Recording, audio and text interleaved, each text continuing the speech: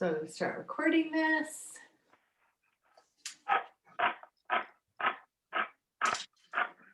Did anyone have any questions prior to this evening, or?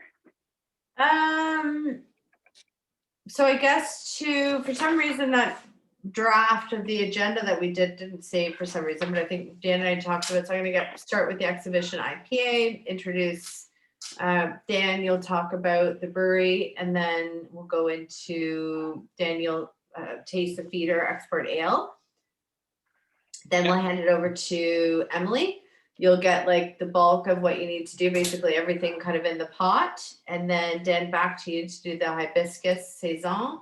Actually, no, sorry. And then, yeah, I think that's right? Dan, back to you to do the Hibiscus Saison and then the double. Yeah, the double. Double. I'm going to say that wrong. That's okay. Yeah, as long as that flow works, I'm fine with that. So whenever it's time, I guess, Emily, for the double, we'll pass it back over to Dan either way. Okay. You're doing the export ale in the beginning, Dan? They're doing the Exhibition Ipa right in the beginning as like the welcome whatever. Yep. I'll talk about the brewery, and after that you start your intro and cooking demo. The next beer that I'm going to do is feeder export ale, right? So that's the naked can you gave me, right? Correct. Okay. So Dan, you'll just mention the one, and then I'll introduce Emily. Oh, okay. Yeah, that makes sense. Right? Is that then Emily? Yep. You'll get started, and then we'll put it back to Dan to do the feeder export ale. I mean, really, Emily, it's like I think for you, just get set up the way that you need to. Okay. Because you were kind of saying like you want to chop everything and then start to braise, and then once it's in the pot. Yeah, there's not really much to do. Like the onions will take a little bit of time, so that that's kind of boring.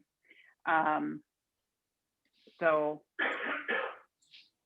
that's when Dan can kind of do everything he has to do. Okay. Yeah, well, like you just let me know, and I can talk whenever you need me to. Okay, so basically we'll have this screen up. Jem, you'll do one acoustic. I'll stop share screen. Then Jem, you'll play one song. Then I'll do a few housekeeping notes, and then introduce, basically everyone that's involved. And then, but I'll just keep that really quickly because everyone has like their bios and whatnot. And then I'll introduce you, Dan, and then you'll do the Exhibition Ipa. Then over to you, Emily. You'll get the bulk of it done, everything in the pot, and then back to you, Dan, for the Hibiscus Saison.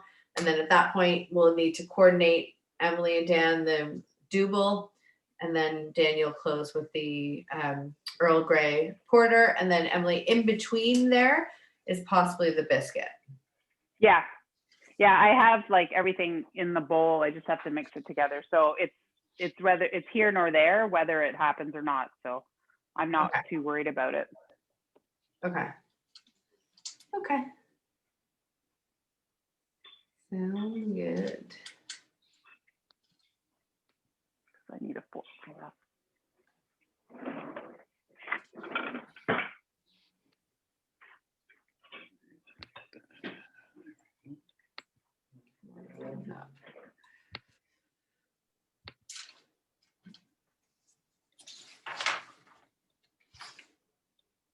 Oh, I just realized, Claudia, that Kintor coffee.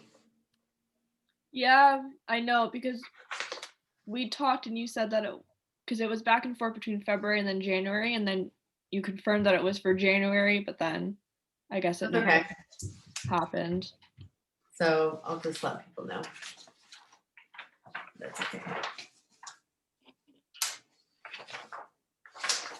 I think we should have time to do Dan, how long do you typically talk about one beer? As long as you need me to. it really depends. Without people asking active questions, it can really be as quick as a minute or two, or if you want me to go on and on, I can talk for 10 minutes about each beer. It doesn't, whatever you need. I'd probably make, the first one, well, you'll talk about the brewery. Yeah. And, you'll talk about the Exhibition IPA. I'd probably make that one quick, but then after Emily's done kind of like her bulk, then, that's when we kind of get into more questions. For sure. Okay. I gotta rewrite this agenda because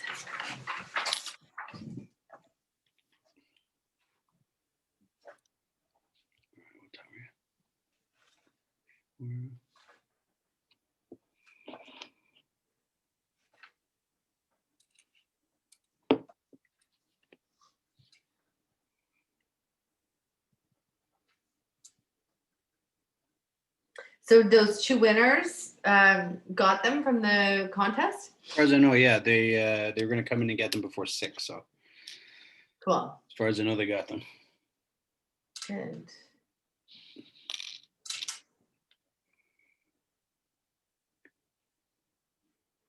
Thursdays are my teach kindergarten at home day, so I wasn't at the brewery today.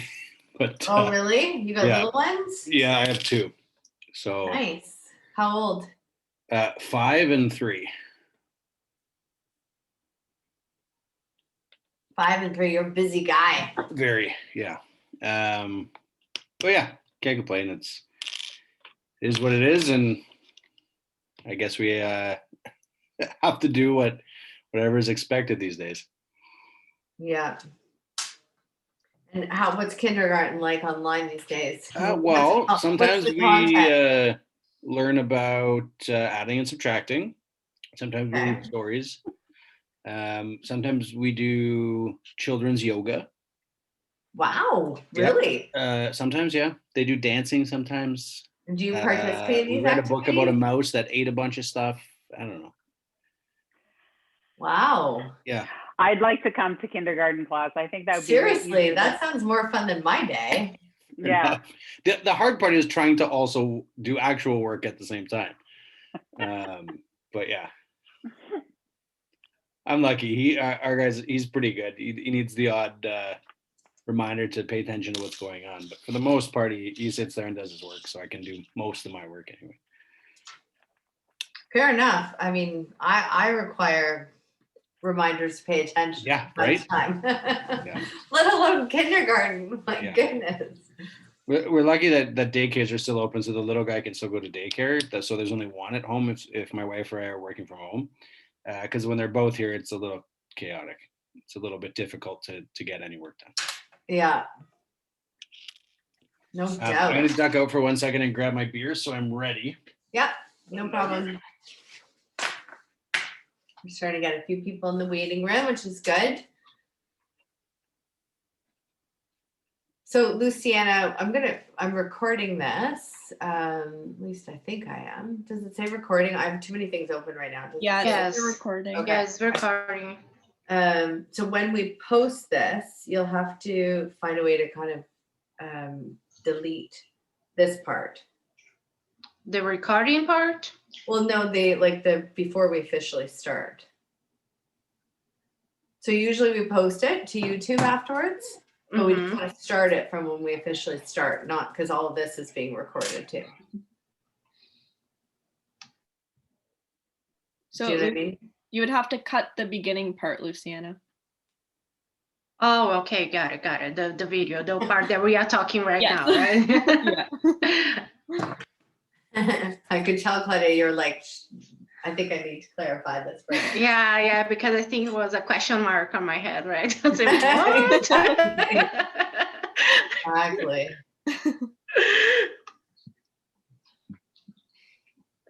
Okay, I'm just gonna grab a glass of water.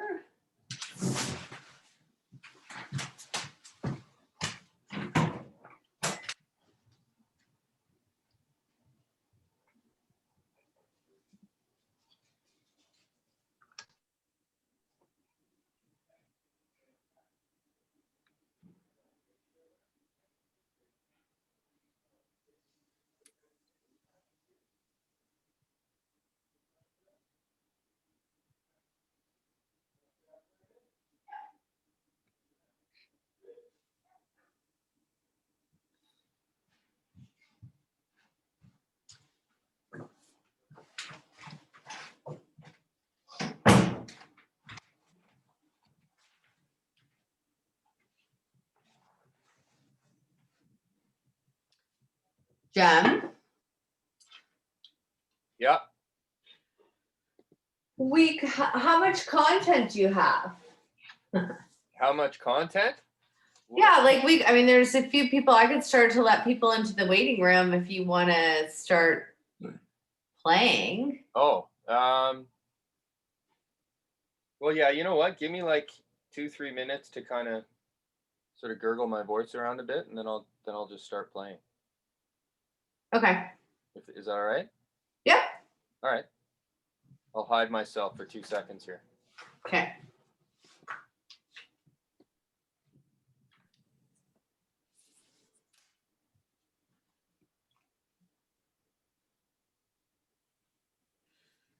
Emily, those books were great. Sorry, the recipe books? Yeah. Yeah, I'm doing a online cooking bake along on Sunday with the cinnamon rolls. The cover of the book. Oh, cool. Yeah. Just like on Facebook Live, or is it? No, it's a registered thing through Canola. Oh, okay. So they've organized it all. I just have to kind of do like what we're doing tonight, except I'll be making cinnamon rolls. Oh, nice. Yeah. So, And- and they'll have people cooking along or baking along with me so that they can ask questions and stuff like that. Yeah. How much, how many times a week do you end up doing this? I kind of lose track because some of them are meetings. And so I try to just have like the same setup. Like I had someone say, "Oh, can I call you?" And I said, "Sure." But I thought they meant like actual call, like phone call. Yeah. They meant a Zoom call. So I like quickly set stuff up because it's like always in my kitchen. I just have to pull it closer. And when I was talking to them, they're like, "Oh, wow, are you like doing a class?" I said, "No, but this is like what it's like because oftentimes that's what I'm doing." So I kind of lose track of Yeah. what I have to do. Like next week, I have 3 in a row, like 3 nights in a row that they're classes. Yeah. But they all function differently. Like some of them, one of them is just me talking, like no one's allowed to, it's more like a webinar. So people can ask questions through the chat function. But they're not allowed to like talk to me. Mhm. The moderator will do it. And then there's another one that'll be like everyone's participating, they're cooking and all that kind of stuff. So yeah, they're all different. So I try to remember what I'm doing so that Yeah, exactly. I'm doing the appropriate thing, because it's not always appropriate. We had a meeting today about the one on Sunday, and she said, "And just a reminder, it's a family event, Emily, so no swearing." I don't swear typically. I was gonna say, I don't think I've ever heard you swear. I've done a lot of So events I with you, and I don't think I've ever. It's usually me that's like, "Oh, sorry," which I won't do today. I promise. Oh, I mean, this is a pretty cash group. But I just thought it was funny because like so many people have said that they're going to be bringing their kids, which I think is hilarious, Yeah. to bake these cinnamon rolls. And so they made a point of saying, keep it family friendly. Like I mean, sometimes there's innuendos there, but it never that like, I don't drop the F-bomb while I'm cooking. No, That would be it's terrible. not a concern I've had in the past. It's like, oh no, working with Emily, better be careful if she drops those F-bombs a lot. Let everybody know. Yeah, exactly. Well, I bet, you know what, I bet you kids would love this kind of stuff. And I bet you more kids are actually getting into, cooking and whatnot now that they're home, and they're just like, I'm probably a lot more aware of, what happens day to day, right? Yeah, exactly. And I did virtual like high school classes in the fall. So with high school groups, like doing family studies. And they really don't want to be online. Like most of them are cooking from home. So the teacher needs them to have their camera on so she can see them. And then I can also see them if there's like any correction that needs to be done. But they're just like, the cameras are usually up at the ceiling while they're like cooking. So at least I can hear them. Like you can kind of, that there's some movement and stuff happening. So Yeah. but it's because it's school, right? So I don't think they have as much fun as if they're allowed to just cook and do whatever they want. Yeah. I teach at the Toronto Film School event planning to fashion students at the Toronto Film School. And I've been there for like 10 years. So I've done 2 semesters now online. And it's really tough. Like, it's really, it's really tough to keep them engaged and to feel like they're actually listening. And fair enough. Like, I'm sick of listening to you. Like, I can't imagine how they feel, like, and I try and make it, it's applied learning. So I try and basically teach and then, give them something to actually like do to apply what I'm teaching them. Yeah. But like, in the classroom, it meant that, we could, I could walk around and chat with people and interact them and put them in groups and, and whereas online, it kind of means like, okay, come back in 5 and then everyone turns their cameras off or whatever. But last semester, not this semester, I had a guy that was in bed the entire time, which cracked me up, vaping. So he had all his lights out and he'd have like his, side light on and he'd be sitting there like in this room, basically just like the entire class. It drove me crazy. But I have to say he produced really good work. So, well, sometimes you do your best work in bed. Yeah, exactly. Exactly. All right, Jen, let's get you unmuted here and I'll start to admit people.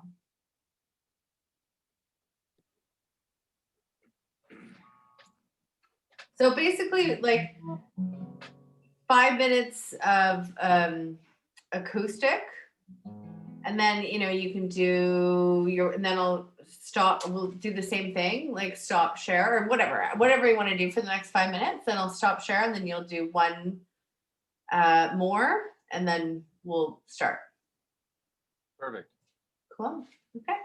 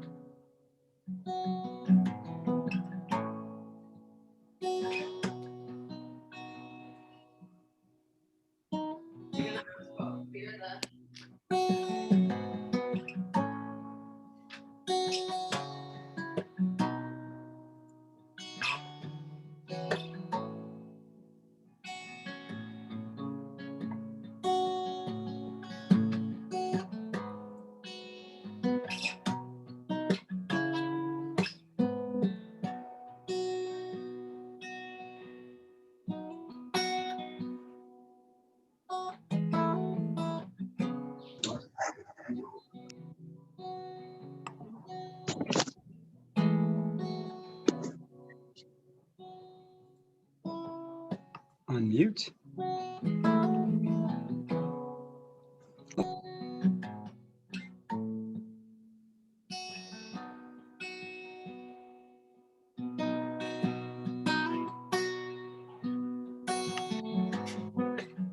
All good.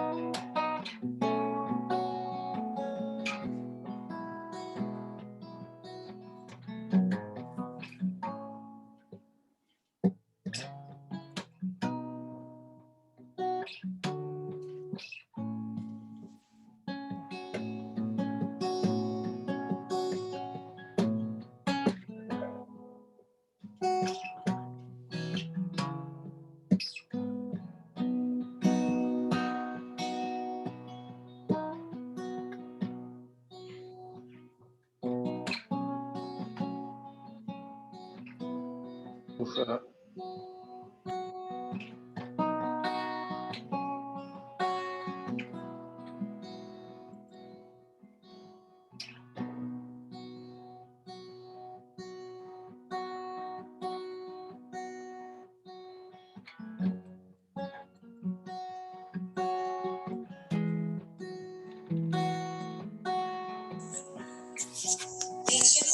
I guess that's interesting.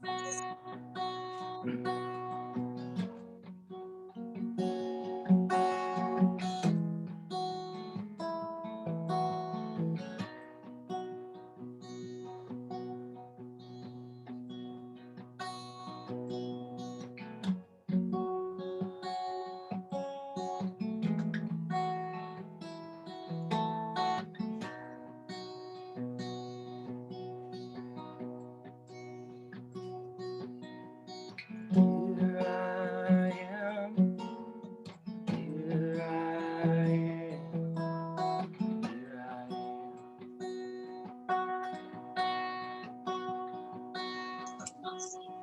Here I am. Here I am. Here I am. Here I am.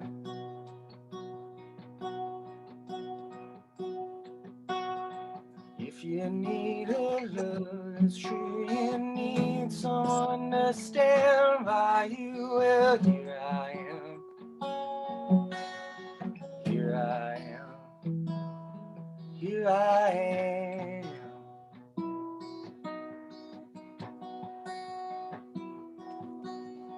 If you need a helping hand, you need someone to understand. Well, here I am.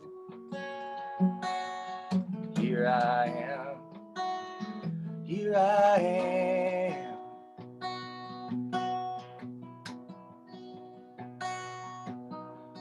Here I am, reaching out, give you love you're without.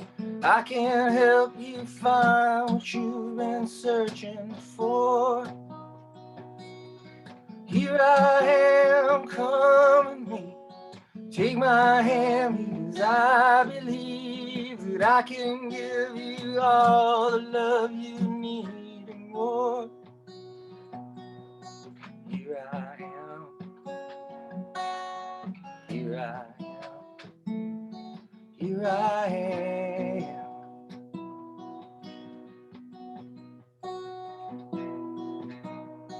I'm in such an empty place. I need someone to fill the space. Well, here I am. Here I am. Here I am.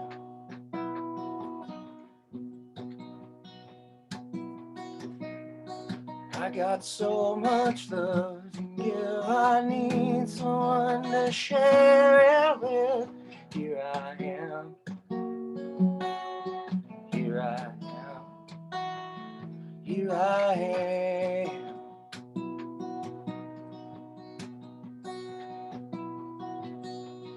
Here I am, reaching out, give you love that you're without. I can help you find what you've been searching for. Here I am, come to me. Take my hand, because I believe I can give you all the love you need and more. Here I am. Here I am. Oh, here I am.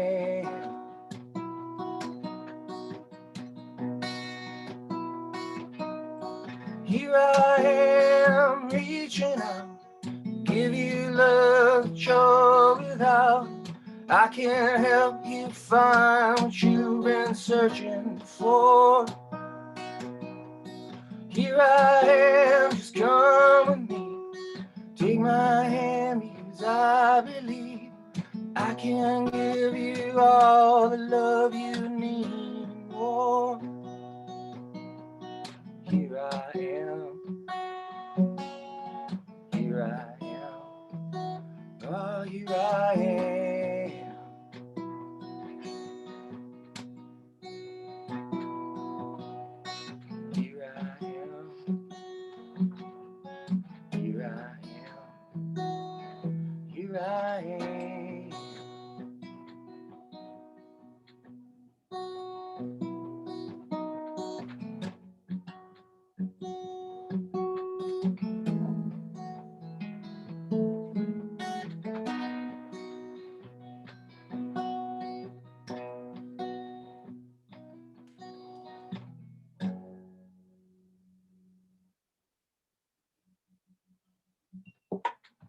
Awesome. Thank you, Jem. Thank you very much. So, hi everyone. Welcome to the January craft box. We have a lot to do tonight. I'm really excited. We have a great lineup and a great brewery. First, I just want to thank Jem from Acoustic 7 for doing our opening and our intro tonight. That was awesome. So just a few housekeeping notes. Make sure that you stay muted just to keep it easier for everyone so we don't hear all your background chatter and your laundry going and your dishes and whatnot in the kitchen. If you have questions along the way, please use the chat box and I will help to monitor those questions, and I can, just let Emily and Dan know if any questions that come up. You can put your camera to speaker view and that will give you kind of the best viewing for this evening. So let's get started. So first I just want to do a quick few thank yous. So thank you to Neil Brothers, who is showcased in the box this evening, and have provided some awesome snacks, which I'm sure you guys have already dug into. And then as well, Bunner's Bakery, which is a gluten-free bakery. They've got 2 locations in Toronto and they provided the Supersonic cookie. And of course, to our 2 headlining guests this evening, we've got Dan Schmidt, who is the Master Beer Sommelier, which I think that's a title that a few people would have envy of. I know I do. And also the General Manager of Royal City Brewing in Guelph. And then we've got Emily Richards, who is, I've had the pleasure of working with Emily for quite a few years. And Emily's awesome. She is a food writer, chef, cookbook author. I know some of you guys had the opportunity to get her cookbook, which is great.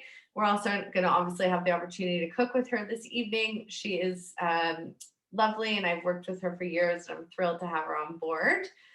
So I will ask you guys to first, well, I'm sure you guys are ready to crack open some beer. So please crack open the Exhibition IPA. And Dan, I'm going to hand it over to you to kind of tell us about the first beer. Perfect. Hi, everyone. So I'm Dan, obviously from Royal City Brewing. The first beer is in this orange can. I'll give you a second to find it in case you need a second. It's called Exhibition IPA. I would say it's probably the beer that we are most well known for. It's our top selling beer by far. So if you're kind of outside of the area that we distribute to, welcome to Exhibition IPA. If you've had it before, I hope it's a nice return to Exhibition IPA. So it is a 4.5% session IPA. We've won gold for this at the Canadian Brewing Awards as well as the Ontario Brewing Awards. And it's just a nice, light, crisp, easy drinking, again, session IPA. I get asked a lot what session means. We do a lot of session beers at Royal City Brewing. We kind of think of ourselves as a brewery that does really interesting but approachable beer. So session beer is something we like a lot. And an old British man explained to me best what session beer is. And it's the kind of beer that you can wake up in the morning and you can go down to the pub and you can have a beer. And then when your wife joins you later, you can have another beer with your breakfast. And throughout the day, your grandkids might come with your kids to the pub and you can have a beer. And then when everybody finally leaves you alone, you can sit down and have a few more beers and do the crossword and you can still walk home after. So typically it means a beer that's below 5% alcohol, but you still want it to be flavorful. So again, this is an IPA brewed with, we think, just the right amount of hops to kind of give it that nice, bright, citrusy pop, but still leave it sessionable. So you can have, a few and enjoy yourself and not be as, still be in a good mood and able to walk home like the old British man told me. So that's the first beer, and enjoy. I'm going to pour myself one as well. So Dan, do you want to tell us a little bit before we move on and I pass it over to Emily to get us started on cooking? Do you want to tell us a little bit about the brewery? Yeah, sure. So we're located in Guelph, in the Ward neighborhood in Guelph. This will be our 7th year, I guess. We celebrated our 6-year anniversary, I guess way back in June now. All the days kind of blend together. I think everybody knows these days. So we didn't get to do a big birthday party this year, which we've always done in the past. But yeah, that was our 6-year anniversary in June. The brewery was started by two friends, Russ and Cam, neither of which is myself. And they sort of friends in high school, went very different ways after high school. Russ joined the Army and did a bunch of tours in the Army, came back and opened a plumbing shop, as you do, I guess. And Cam went to school to be a teacher and traveled a lot. He did some stints over in Europe, specifically living for quite a while in Germany and in the UK, and kind of fell in love with the way that people made beer over there and the way that beer was sort of integrated into their culture. And so when he came back, he was teaching and he kind of decided that it wasn't for him. So he called the Russ up one day and said, let's have a beer. And they sat down and talked. And he said, I don't want to wait on supply lists all the time to be a teacher. It's really stressful for me. We should open a brewery, which for some reason seems like a more, concrete idea at the time, I guess.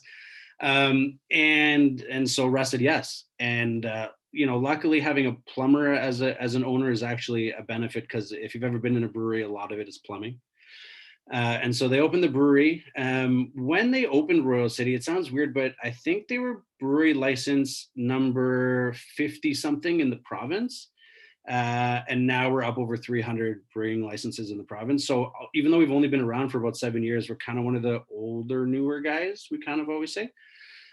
So we have been around for a while, I guess, compared to some of the other breweries. And like I said, we kind of think about ourselves as making approachable but interesting beer. So we do a lot of lower alcohol beers, session beers, but we do more interesting stuff too. We have a barrel program where we do, barrel aged sour beers and things like that too.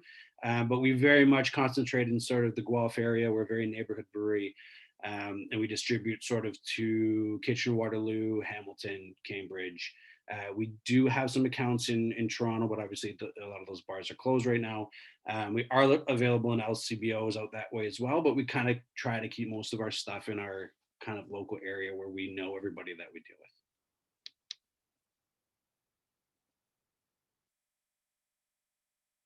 Awesome. Thanks so much. So Emily, without further ado, I'm going to pass it over to you. Ellie's in her kitchen at home, which is awesome. It looks like a Martha Stewart studio. I love it. So Emily is going to walk us through how to make a stew this evening. And hopefully you guys got all the memo and have purchased your lamb and whatnot. And Emily, I'll hand it over to you. Thanks, Michelle. It's wonderful cooking. And as much as I love cooking in person, this whole virtual thing has been working out not too bad. Although I have to clean up my own mess, and I'm sure everyone else has to clean up their own mess too. So this recipe I love because it's literally 5 ingredients. It is actually one of the recipes out of my new cookbook, Best of Bridge 5-ingredient cooking. And it's a great example of how just a few really good ingredients creates a delicious dish. And one of those ingredients, of course, happens to be beer. So that's a bonus for us tonight. So basically what we're going to do is just chop up our vegetables first. And if you've already gone ahead and chopped up things, that's great. Or maybe you have the stew in the oven already. But this dish is braised. And what that means is that it's going to have some liquid in it. And it's not going to be kind of one of those big soupy type of dishes. It just really absorbs everything that we put in it, which is literally tomatoes and beer. So the meat is going to taste delicious. So I've already started chopping some of my potatoes, but I'm just going to finish this last one because oftentimes the biggest questions I get are about how to chop or what does it mean when it says diced or chopped or cubed. Cubed is basically, if you think about it, a cube, a square piece. And in our case, we want them to all be similar sized pieces. So I'm using yellow flesh potatoes. Anytime I'm cutting anything, I want to have that flat side so that when I put it down, it's going to stay nice and steady. And then you want similar sized pieces. Okay, so I'm going to cut this one in. I'd say that's about an inch and a half. And the reason why we want them to be all the same size is because it's all going in together at the same time. So we want it to cook nice and evenly. You don't want one potato to be a little bit firm and the other one's all soft. So that's why we want everything nice and chopped up. So now we're going to do our onion, and we're using a nice large onion. If you wanted to make this again and you can't find a large onion, you could use a few small ones. Larger onions, typically, if they're not a cooking onion, they're a Spanish onion or a sweet onion. They have a bit of sweetness overall. This could even be a large red onion, and they just have a little bit more sweetness than a regular cooking onion. So I love using them in this because it really balances off the other flavors in the dish. Okay, so what we're going to do is, if you take a look at my onion, I have a stem end and a root end. We're actually going to end up cutting both of them off, but we're going to start off with the stem end. So again, I have that nice flat onion. It's not going to roll around on me, so when I go to slice it, we don't have any issues. And I'm going to cut it in half down the root end. And I do this to peel it so that you can kind of get that skin and lift it all the way through. Now, we only have to thinly slice our onion tonight, so that's why we're going to cut through the root end. And oftentimes when people are slicing their onions, they will actually do a slice as a half moon. And I like doing it the other way because I find it much easier to slice the onion. I'm just going to get rid of that and get it into the compost. Okay, so there's my root end. Now, normally if I was chopping it, I would leave that root end on, but because we're slicing it, I'm going to just trim that off. And then I'm actually going to slice it this way because it follows the layers really nicely. And I want it to be as thin as I can get it. Don't worry if you're not getting really thin slices, but what that ends up doing is it ends up giving us a really nice, soft, almost melted quality of the onion in our braise. Okay, so let's set that aside and get our other half done.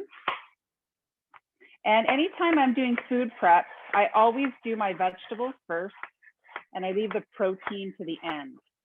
Now this recipe works out well because it's kind of one of something, or in our case with the meat, it's 2 pounds, but it works out well for getting everything ready. So there's my onions all chopped.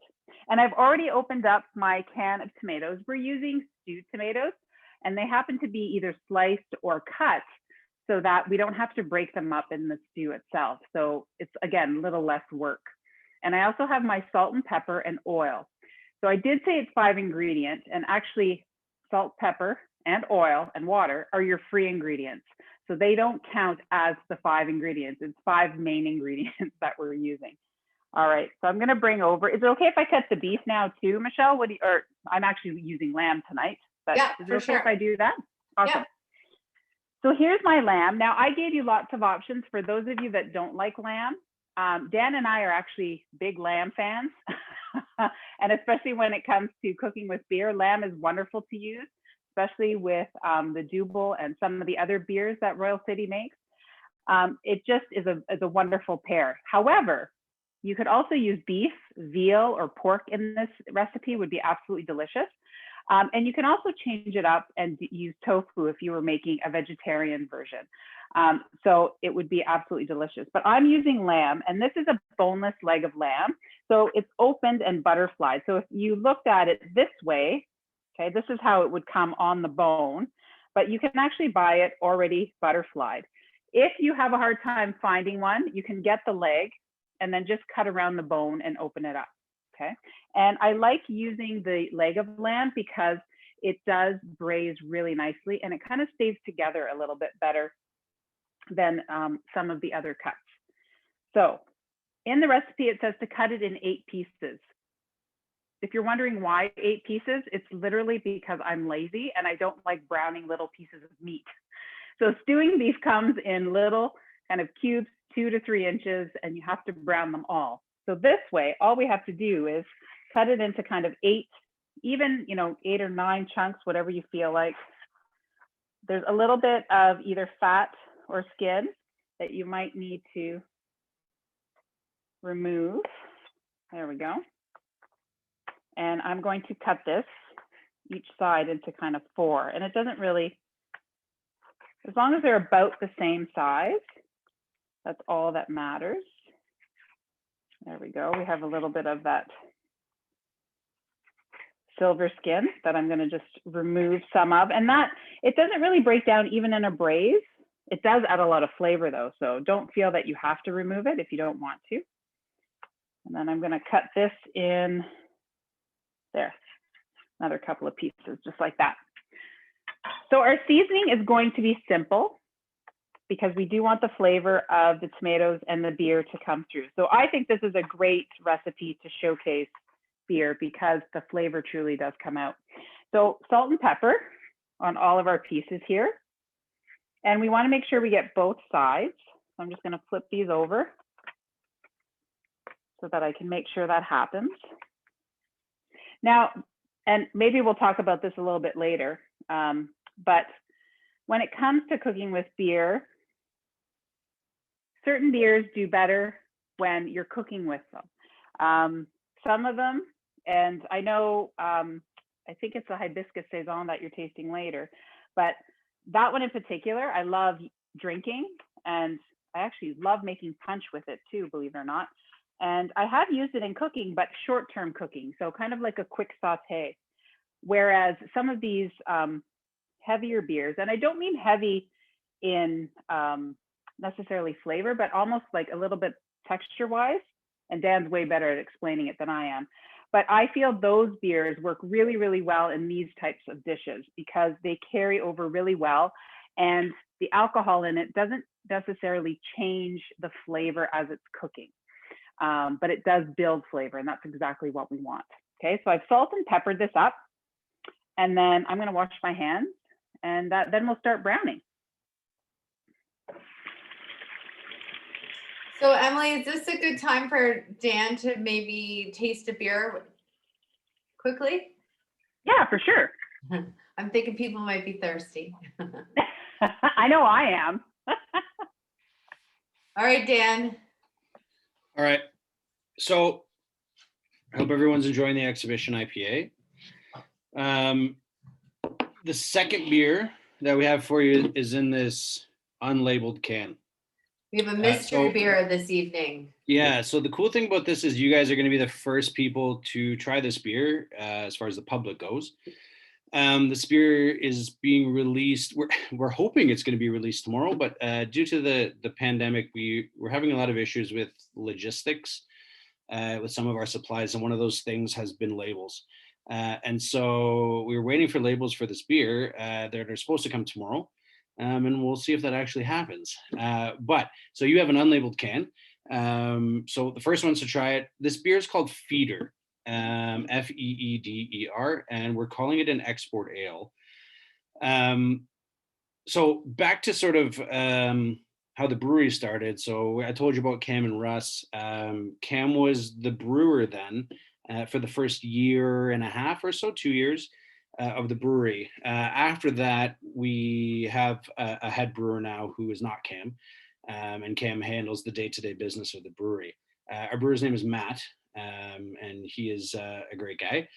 One of his, I would go so far maybe as to call it an obsession these days, is this little family of yeasts called Kvike, which has kind of taken off in the beer nerd world over the last little while. You may have seen it on beer cans, or you may have seen it on beer posts, but without getting too nerdy about it, Kvike is basically a family of Norwegian farmhouse yeasts that kind of every town has its own version of Kvike in Norway that home brewers or even sometimes, commercial brewers pass down from generation to generation, and families would pass these yeasts down and they would share it with other families in the village. And anybody that brewed their own beer would use these yeasts. And we're going way back in time here where beer was a part of everyday life, where you drank beer as a part of your nutritional sort of supplement. Nowadays, when we talk about calories, a lot of time it's in a negative sense, but back in the day, people struggled to consume enough calories in a day to live. And so beer was a really easily digestible source of calories. It's stored relatively well, and it was a good use of grain that people grew. They could brew beer with it, and then it was sort of easily consumed. And so these yeasts go really back, quite back in history, and they're starting to become more available now to craft brewers and home brewers in North America. And so Matt really likes Kvike, and we work really closely with a company called the Escarpment Yeast Labs, who's also in Guelph, who's the first sort of Canadian company to grow brewer's yeast. And when they started, they actually used to work, their lab used to be in our brewery. And so they've graduated now and grown up a little bit, and now they have their own quite massive facility. But we have a really great relationship with them, and so we get our Kvike strains from them. And Kvike is it's not a yeast, it's not a kind of beer. It is a family of yeast, and there's many different kinds of Kvike. And so in this one is something that Escarpment Labs calls Crispy Kvike. And they use it, they sort of market it as a really clean fermenting Kvike that can mimic some of the characteristics of lager, although not exactly. And so this beer is modeled after a beer style called Dortmunder Export, which is a German style lager. The grain bill would be the same as that, but we've fermented it with Norwegian farmhouse yeast, or with Kvike. And so it has that kind of cool German malt bill, but it has this fruitiness that you get from the Kvike. Other than that, it's quite clean, but you do get this very fruity yeast character. So let us know what you think about it, because like I said, you guys are the first ones to try it. I really like it, so I hope you do too. I assume Matt will hope that you like it too, because like I said, it's kind of an obsession of his. So I guess I can send it back to Emily for the next part of cooking. Yeah, that's awesome. And definitely tell us what you think, guys, for sure. Add some comments in the chat box. I like it. I like it very much. So I'm very glad that I have some here. And I'll drink, and I don't normally do this, and Dan knows this. I usually wait till I'm done cooking to drink, but I felt that this was a special evening. And because this is so brand new, I wanted to try it with you at the same time as I'm heating up my oil, because we are going to start browning our Emily, I think that calls for a cheers. Cheers, everyone. Oh, cheers. Definitely. Definitely. Cheers. If you don't, for those of you that are cooking along, I know some of you are relaxing, and that's totally cool because it is Thursday night. And much like every night, I feel like I'm relaxing quite often. But if you are cooking along, make sure that you have your oven at 350 degrees, because this is an oven braise, which I adore, because you kind of just put it in the oven and it just does its own thing. And then, later you have something delicious to eat. So I am heating up my oil, and I'm just using a neutral oil. So canola, grapeseed, olive oil, any oil that you have at home will work. And we only need a little bit. You'll notice that my pan is quite large. If you have a taller pan, what ends up happening is you can still use it. There's no problem. What ends up happening is it takes a little bit longer to kind of create the flavor in the actual braise. And I'll talk a bit more about that when I go to add the other ingredients. So my pan is good and hot. And for about 2 pounds of meat, you should be able to fit it in a large, wide pan like I'm using. But you'll notice that because these pieces are larger, it's just so much easier to keep track of.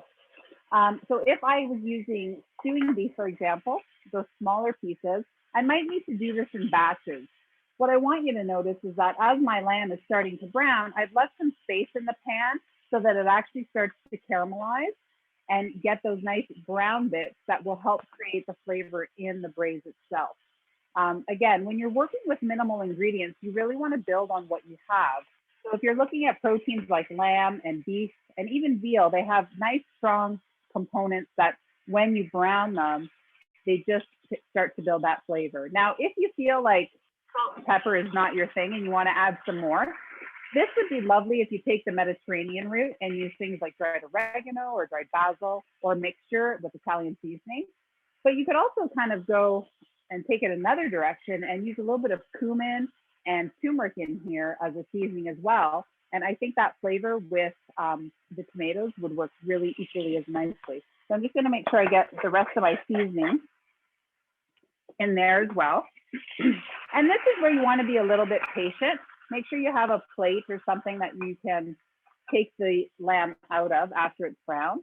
But this is where, just let it do its thing, because this is really where the flavor is going to build on the meat as well as in the pan. Okay. So I'm ready to turn it when it's ready to be turned. So I'm just kind of giving it a little wiggle if it's loose, and you can start to see those nice golden brown bits happening. If it's still sticking, don't force it. Let it seal before you go to turn it. Okay. These guys are ready. I just have one stubborn one here. There we go. Okay. Now, oftentimes when people are cooking lamb, they think that it's a really fatty protein. More and more often, if you are going to the grocery store or the butcher, you'll start to notice that they will trim the fat as to your liking. So if you are looking for something a bit fattier, they will definitely give you that fat cap, or they'll trim it off. So in grocery stores, you'll see it more often than not, that fat being removed with very minimal amount. You'll see I didn't cut very much off. I didn't need to. And local Ontario lamb has a wonderful flavor. Sometimes it's hit or miss to get it, but there's lots of great options you can look for. There's Australian, New Zealand, that typically is frozen, but it's a great product to use if you can't get your hands on local Ontario lamb. When I was doing a food and beer pairing class with Dan, feels like forever ago, but it was in the summer. Actually, one of his students had lamb on the farm, and he said, because I was telling him how difficult it was to get local Ontario lamb, and he said, well, let me know next time because I have some. So if you start talking about food, sometimes you'll meet the most interesting people, and they might even offer you their meat. So that's great. Sorry, that could mean so many different things. Dan giggling, so I know. Emily, Gemma was asking, where can you get local Ontario lamb other than obviously this key person that can support you there? Well, if most of you, if you're in the GTA, Longo's always carries Ontario lamb, and they're a great local supplier. Farm Boy is another one, Sobeys. And all you have to do is go to the meat counter and ask. You might not actually see it packaged all the time, but all you have to do is look for that little, either a Foodland Ontario logo or the Ontario lamb sticker that's on it as well. So they're great. The butchers, if you ask them, they can go on forever. I've met a lot of them, and they're very, very happy to talk about meat, all kinds of meat. So those are great places to get it. So if you, I'm just going to turn the heat down a little bit now because I'm getting ready to add my onions as well. But my lamb is browned nicely on both sides. Okay. So it is something that it can be a little bit seasonal, like as we go into the spring, and I say that very hoping that, you know, that winter will be nice to us. I'm going to add my onions now. So you may not find it, but if you don't ask, they don't know that you didn't want it. Okay, so take that step, go to the counter and say, I'm just looking for some lamb. And if they don't have it for you then, at least they know that the interest is there, which is super helpful. So I'm just gonna start browning my onions. And what we're trying to do here is get a little bit of color on our onions, as well as get rid of some of the water. Most of our vegetables have a ton of water, and we're trying to build flavor. So this is where it's gonna happen. And it's gonna start to absorb all that caramelization from the bottom of the pan.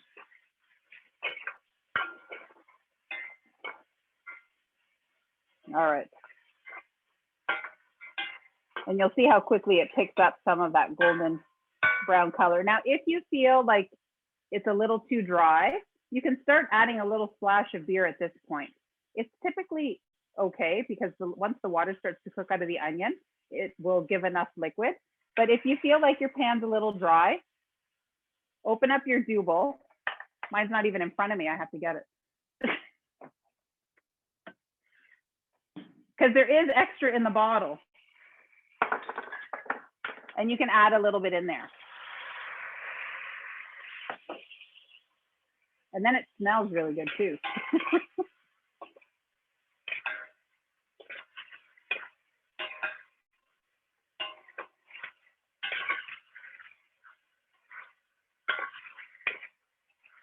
There we go. And we're starting to deglaze the pan, lifting up those lovely brown bits. Okay. And then it really is super simple after this. you take your tomatoes and you add them in. Now we're using stewed tomatoes, so that means they have onions, peppers. They do have some flavor in them already. So we have a kickstart there. We're gonna add about 1.5 cups of our double. And if you happen to slip and add the whole bottle, that's okay too. It's not the end of the world. I like to leave a little bit in the bottle so that at least I have something to drink as I'm cooking. That's why I love the 500 ml bottles. And then once that comes to a boil or a simmer, we're gonna add our lamb back in and our potatoes. Dan, do you want to tell them about the double?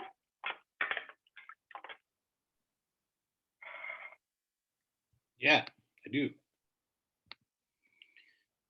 Hold on, sorry, 1 second. There we go.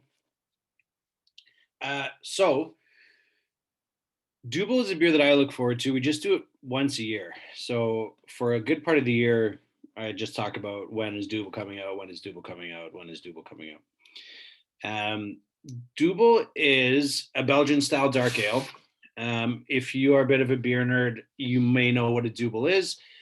And it's typically produced monastically. So it's made by monks most of the time in Belgium. And you find it brewed in some of the Trappist breweries in Belgium, which are breweries that, without again getting too historical here, kind of the philosophy of the monks is to live by the work of their hands.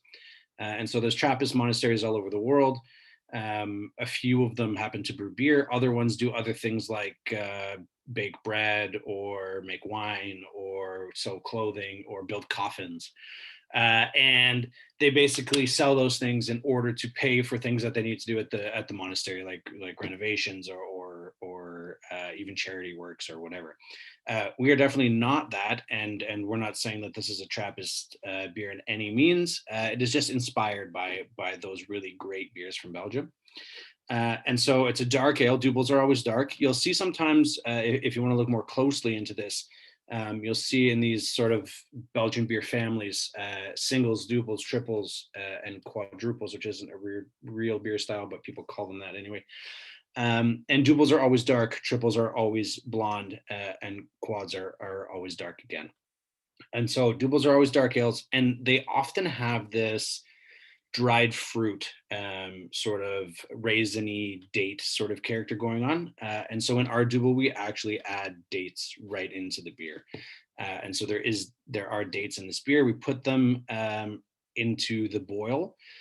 So kind of a snapshot of the brewing process is you mill your grains, you add hot water to that, and you make a sugar-rich solution called wort.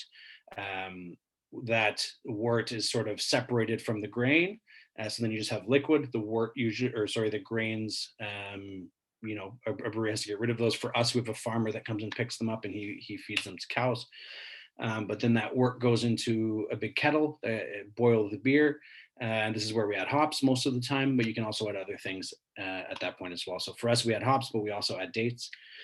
And so you get this really interesting dried fruit character that the double already has, but then it's kind of amped up a little bit with the dates, which works really well with the lamb, in my opinion. So in your pack, you got 2 bottles of double. So one that you can cook with.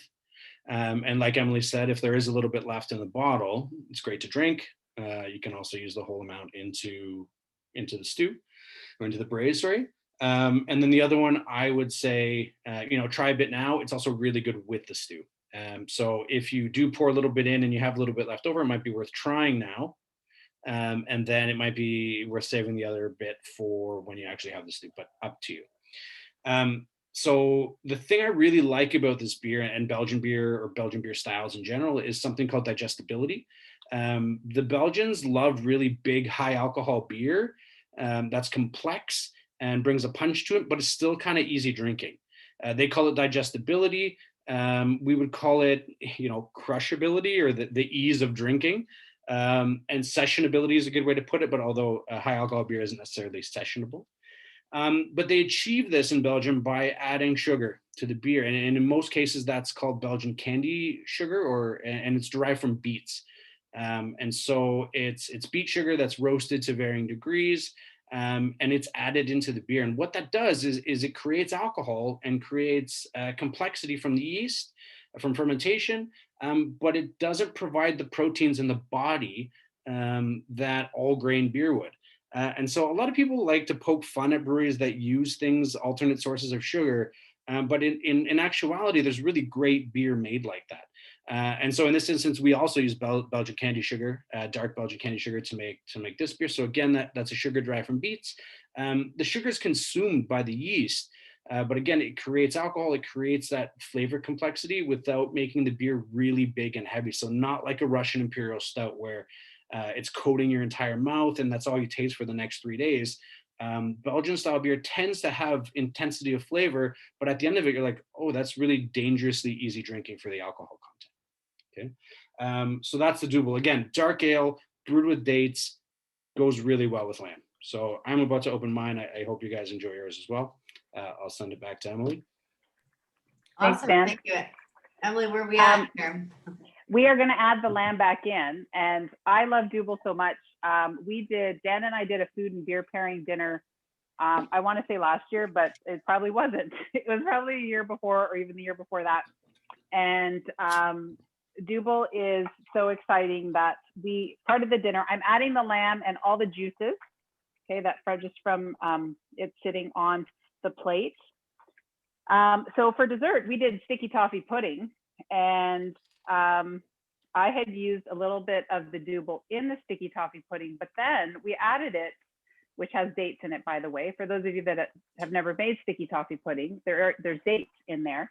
And then we actually put some of the Double in the caramel sauce that I made that night as well, and it was phenomenal. So it's a great example of a beer that can be sweet and savory just because of the elements in it. Our potatoes are going in now as well. And you just kind of want to make sure you give everything a good stir so that everything is kind of submerged. Now, the one main difference between, I know we're kind of going in between stew and braise as terms. So you'll notice that when you add everything, there's not really that much liquid in here. And as I said, if you're feeling that, you're looking at this and going, I don't feel comfortable with this, Emily, just take the rest of the beer and do this, and then you will feel comfortable. Okay. And then this is just, the lid goes on and it's going to go in the oven. The difference between stews and braises is, again, there's a little less liquid in a braise. There's enough to kind of just have the meat and the vegetables kind of come to the surface. So you can see that it's not submerged, but everything's on, you can see the surface. Whereas a stew, typically, there's a little bit more liquid, and then there's some thickening that's going to happen. This is not getting thickened because we're going to use the starch in the potatoes to kind of help thicken, if you will, but the broth itself of the tomatoes and the onions and the beer will be a little bit more jus-like as opposed to a thick kind of gravy from a stew, okay? So all I'm going to do is put the lid on this pot, and it's going to go into the oven. And because of the magic of TV, you can't smell it in here, but it smells really good because I have one that's been cooking for a while that I'm going to pull out of the oven. So I'm just going to do a little switch here. And I'm also going to show you the different style of pot. So this is a higher sided pot, okay? Because I don't have two pots that are the same. That would make sense if I did, but I don't. And I will show you what I mean by having the higher sides. So the pot that I put in the oven with the braise had kind of shorter sides. This one has higher sides. So what that typically means is as it's braising in the oven, it's gonna evaporate, but it's gonna fall back in. So it takes a little bit longer to come up and then it falls back. And do remember that when it comes out of the oven, it's stinking hot. So don't try to touch this with your hand, okay? Use an oven mitt or something to move it around. So I want you to take a look at it. I'm just gonna grab a spoon so that I can show you kind of the texture. So you can see it's got this nice golden brown. So if you have a higher sided pan or pot like this one, you might find that there is a little bit more liquid in it. And the only way you would know is if you had them side by side. So that's why I'm telling you. So if you feel like there's not enough liquid, it could be because you have a shorter sided pan as opposed to the higher sided one, okay? So if I lift this up to show you, you don't have to stir this, you don't have to do anything, just stick it in the oven and kind of forget about it. But it kind of creates its own sauce from the tomatoes, the onions, and the potatoes. And then if I break into the lamb here, it should just fall apart just like that, okay? So if you're worried again about those big pieces, all you have to do is put your spoon in there and it breaks apart. And this is with any of the proteins that you use. The only difference is the length of time. So if I was using a tofu for a vegetarian, I'd only let it braise for about an hour because we're trying to get the flavor into the tofu as well as cook our potatoes. But for other proteins like beef and lamb, they'll take that kind of 2.5 hour mark to get nice and tender. If you're using veal, same thing. Pork and chicken, those can go a little less, typically an hour and a half, and you get a really nice kind of tender protein happening. And this has just enough sauce to spoon over rice. I love carbs. I know there's potatoes in here, but it's great over rice. It's great over more potatoes, so mashed potatoes or polenta. It's even just delicious with some crusty bread because you want to be able to sop up all those juices, okay? That's the braise. Now, I know some of you are cooking along, so you'll have to wait for this, but I wanted to show you what you're looking for when it comes to the time that that smell is happening. Now, for those of you that may have made it already, I hope that you're enjoying it because this heats up beautifully. You can break it up and, you know, smear it on some crusty bread and eat it in a sandwich. It's absolutely delicious. And one of the main reasons is because of the double, right, Dan? All right, Obviously. Dan, should we taste our next beer? Yeah, sure.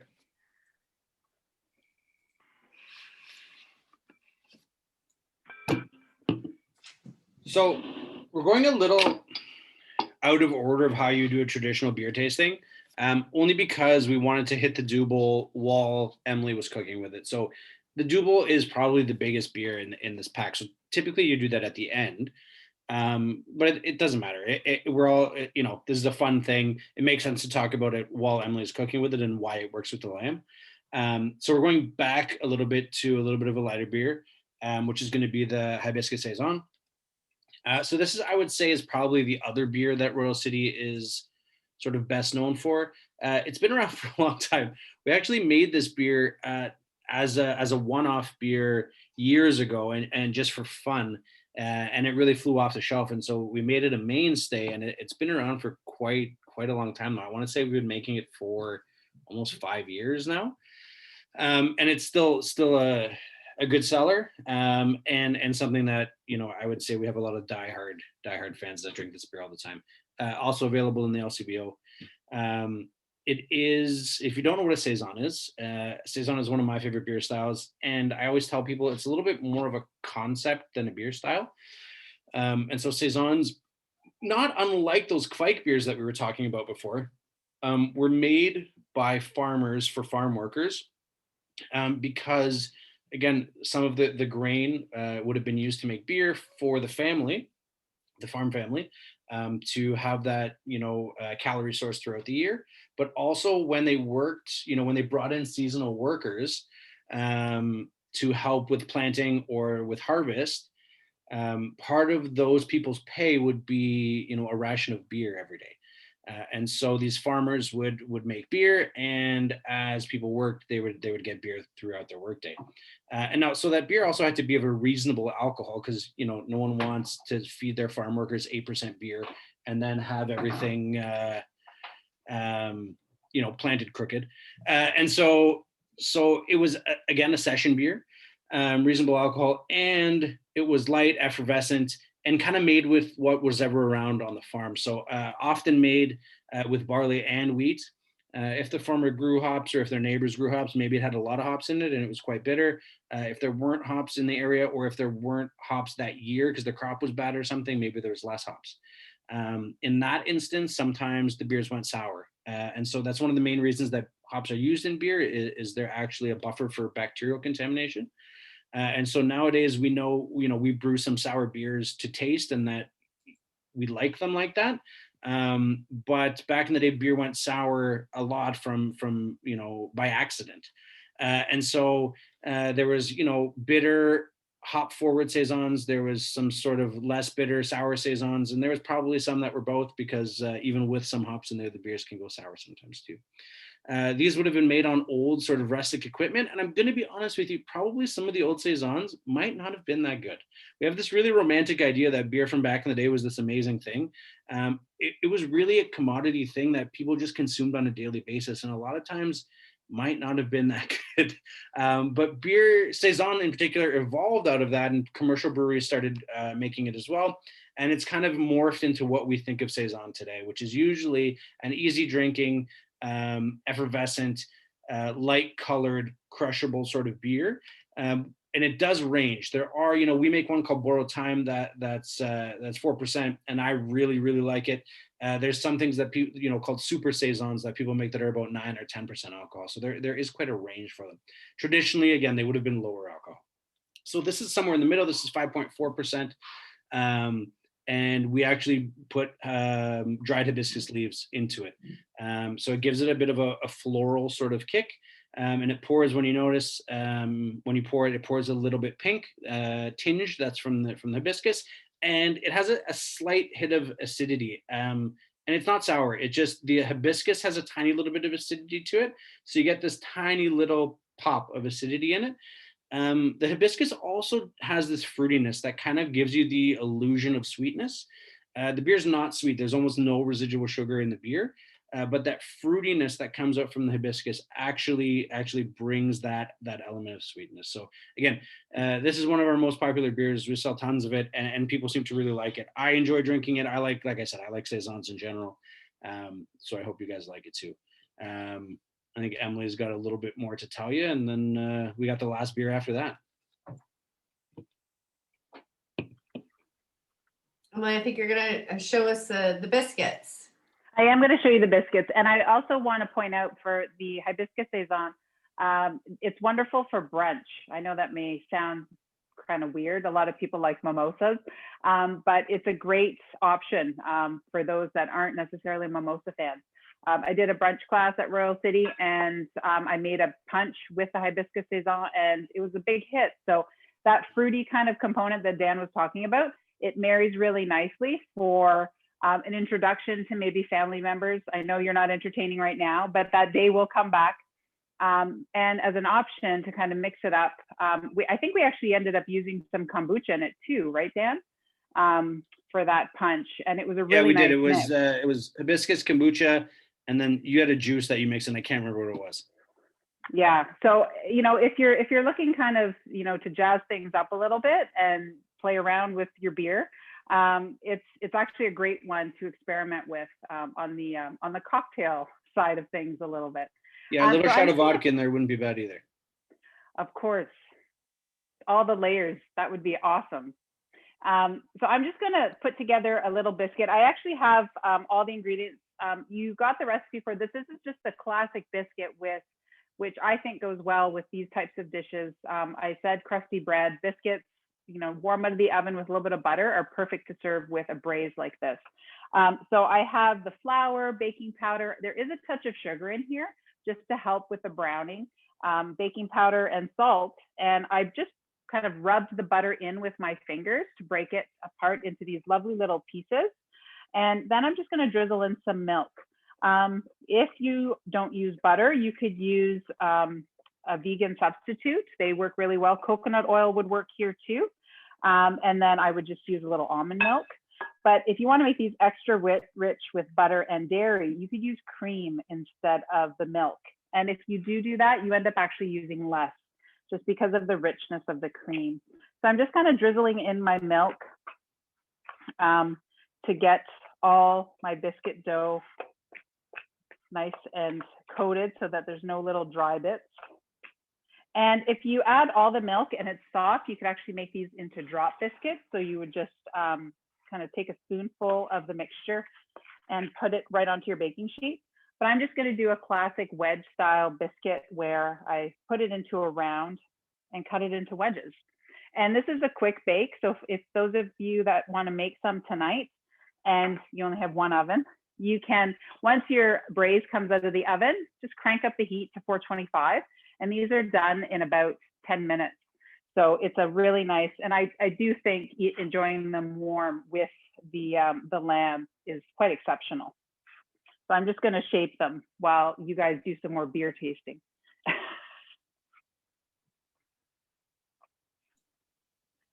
Over to you, Dan. All I think right. we're on to our final beer, aren't we? Final beer. It goes so fast. I hope everybody's okay following along. I know it's a lot of beers in a short amount of time. Emily and I do these things, well, used to do them, I guess, fairly regularly. And that's always the hard part, is the pacing. And you want people to have time to enjoy the beer, but you also, have to get through the event. And so if you're doing it at a brewery, we can control the pour amount. And you can do 6-ounce pours, 8-ounce pours, whatever that is. You guys have cans. I don't know if you're drinking whole cans in between all these, but if you are, it's going to be an early night for you. This crowd can keep up, Dan. Yeah, I like that. Anyway, the last beer that we have for you is our seasonal that we have right now at the brewery, which is our Earl Grey Porter. This is probably the beer that is asked about the most throughout the year. We get questions as soon as it's gone. Basically, we get questions, when is Earl Grey Porter coming back? And to be honest, like, it's a fine beer. I like it too, but people really, really like it. And it always blows my mind. Midsummer, people are calling us, are you releasing Earl Grey Porter? Well, we always release it once a year. It's always in January. And so you got to wait till January. And so it is, it's just a lighter version of a porter with Earl Grey tea steeped in it. And so we went with a porter because we thought the sort of the slightly chocolatey dark bread notes would work well with that citrusy herbaceousness that Earl Grey has, and have like a nice counterpoint. And this beer actually came out of the University of Guelph put on a contest, like a think tank sort of thing, where local businesses were supposed to collaborate. And actually Escarpment Labs, who is our yeast provider, they were speaking to a tea producer, and they started talking about using tea to flavor beers. And this was years ago. And so we kind of got in on that and said, hey, yeah, we'll make the beer. And so that's where Hibiscus Saison came out of. And it's also where Earl Grey Porter came out of. And so the woman who used to have this tea company, and she doesn't anymore, she actually closed it to go to grad school. She used to blend our tea for us. And so Hibiscus Saison, I mean, it's just dried hibiscus leaves. It always was. So that's easy enough to find again. And with Earl Grey, we're just looking for high quality tea wherever we can get it. And so it is just, good quality Earl Grey tea in sort of a lighter bodied porter, again, so that we can let the tea shine through. I tend to like a little bit more robust porters with a little bit more of that roundness. You get more of that dark bread crust and some of those chocolate notes. That would kind of overpower the tea. So in our mind, making this sort of lighter porter, again, kind of sessionable porter, that lets that Earl Grey shine through, has become, a super, super popular beer for us. And it's fun to drink. It gives you the ability, again, it's light enough that you can have a few, but flavorful enough that it's still really fun to drink. And so, we have it now at the brewery. It's about half gone. So if you do like it, I'd get an order in. But it is just in January. And then once it's sold out, we don't brew it again for the year. I guess, and Emily will finish off for Very cool. Thanks, Dan. There's pretty special having a beer that everyone gets to try for the first time tonight. And obviously these fly off the shelf pretty quickly. So that's fun. It is kind of cool. And Dan and I have spoken extensively about Earl Grey Porter because we both have the same feeling about it. And one of the other beers that they do, and I only have one can left, so I wanted to show it, Dan. And then none of you got this beer, but maybe you picked it up at the LCBO. this is one of my favorite beers that Royal City does, and it's a Remembrance Red Ale. And first of all, it drinks beautifully. But this is the beer. I don't make enough fish and chips. But in November, late October, November, when this beer is available, I pretty much make fish and chips every Friday because it makes a wonderful beer batter. Not that there's lots of other beers that make great beer batter, but this one in particular is one of my favorites. So I know that none of you are drinking it tonight, but I had one left in the fridge, Dan, and I thought, oh, I got to let everybody know. Yeah, so we do that beer just once a year too. And like I said, one of our owners, Russ, was in the Army for a long time. And so that beer, 50 cents from every can goes to Wounded Warriors. And so we release it every year around Remembrance Day. And it goes, obviously it's a red ale, it's easy drinking, people like it. But the cause is really the big thing that people really like. So it tastes nice, it's great for fish and chips, and then it's for a good cause too. So we're pretty proud of being able to support an organization like that. Awesome. Dan, there was a question here about the caffeine from the tea. Yes. Is the question, will there be caffeine? Is there any residual caffeine? Yeah, so there would be a little bit, nowhere near what you would get from drinking a cup of tea, but yes, there would be some caffeine in the beer. It's the same, we do some coffee beers as well too, and people usually ask about that too. There is, by all means, but it is usually quite a small amount compared to, drinking a cup of coffee or drinking a cup of tea. Awesome. So we have a tradition here. So for those of you that don't have your cameras on, whether you're cooking, whether you're in your living room, turn your cameras on so we can do a quick cheers and a quick group photo. So I'll have everyone hold up their beer. Cheers. Awesome. There we go. Here come the cameras. See, everyone's awake. Nice. Cheers. Is there anybody laying in bed like from your class? Not that I can see. Awesome.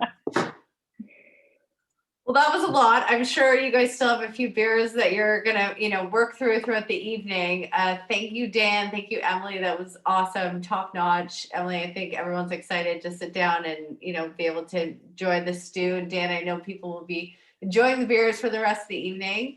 Thank you so much to both of you guys. That was really great. And Dan, that was like super informative. I understand where you got your title. You've earned it. No, it was really great. So thank you everyone for coming on board and being a part of January. So just so you guys know, February, we have the Collingwood Brewery that's on board. And we are going to be doing a charcuterie board making class, and we'll be working with Christine Coop, who's going to be creating some items that go on the charcuterie board. So that is now available, and then March and April to come. And as long as we are in this lockdown and this pandemic, we will be here. And as soon as we can, open up our festivals and our live events in person, we'll be doing that too. So thank you so much, everyone. That was an awesome night, and thanks for being a part of it. That was a lot of fun. Thank you. Thanks. And if any of you, once your stew's done, make sure you take a beautiful picture of it and post it, because always happy to see the food pairing with the beer alongside. So, and I hope you enjoy. And if you have any questions about the recipes, please feel free to reach out. I'm happy to help. And I know you can bombard Dan with any beer questions, because I do it all the 100%. time. Yeah, Dan and Emily, do you want to tell us how everyone can get in touch with you? Yeah, so for the brewery, if you have any beer questions, you can email me at d.schmidt, SCHMIDT, at royalcitybrew.ca. Also, if you're looking for beer and we're part of this crew, there is a discount code that you can use to order beer, and I believe it is $5 off, which is the discount code is community, and so you can put that in at checkout and get a little bit of a discount on your beer. I know a lot of you are out of our free delivery zone, so it would be a Canada Post thing, but still, we'd love to get you some beer. Awesome. Well, thank you guys. And if you need to reach me, you can find me on Instagram, ER is Cooking, or on Facebook, Emily Richards Cook. And everyone who's here tonight, all your names are going to go into a little bowl, and we'll pick out a winner for my cookbook, 5 Ingredient Cooking. So, and we'll find out who wins. It'll show up in the mail because I certainly can't hand deliver it. Awesome. Well, I I'll think maybe post we could that throw in to some social. Royal City merch in there too. Amazing. We'll I'll make post it. that. We'll make it a gift pack. Fair enough. Thank you guys. That was a really great evening, and thank you as well for your, your offers to everyone that's part of the box. And I think there's quite a few people this evening, Dan, that got to try your beers for the first time. So I'm really excited about that. Very cool. And Emily, I know everyone's excited for your recipe. So thank you guys for your. I'll post the contest winners afterwards. If you guys want to, I'll send you the names, and then I'll post the contest winners afterwards, and we can send them out. Perfect. Awesome. Thanks so Bye, much. Have guys. a great night, everybody.